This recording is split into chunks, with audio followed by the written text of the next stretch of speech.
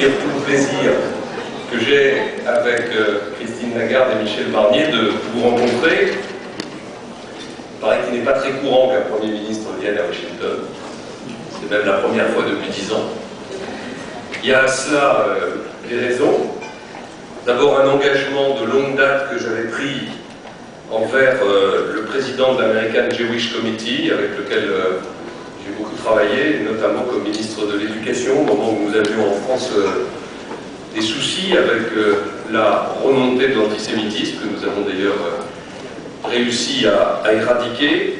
Et puis l'autre raison, c'est la crise financière internationale qui, comme vous l'imaginez, nécessite une meilleure coordination de nos économies et donc des contacts plus fréquents entre les gouvernements.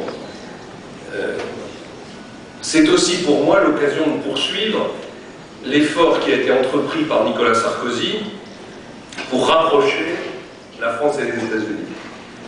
Pour rapprocher la France et les États-Unis qui ne pouvaient pas rester longtemps sur un constat de désaccord sur l'affaire irakienne, un désaccord qui demeure, mais qui ne peut pas occulter la nature de notre relation avec les États-Unis.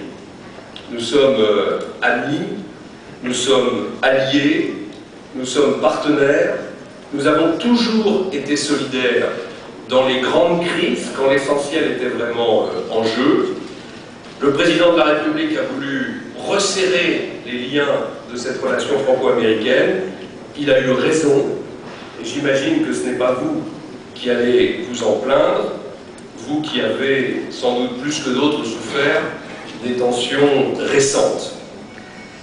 Bon, je veux quand même vous dire qu'on n'a pas seulement resserré les relations entre les États-Unis et la France pour vous faire plaisir, pour vous être agréable, mais aussi parce que nous sommes heureux de constater que la sympathie pour la France aux États-Unis n'a jamais été à un niveau aussi élevé qu'en ce moment. Tous les sondages que nous effectuons montrent que l'opinion que les Américains ont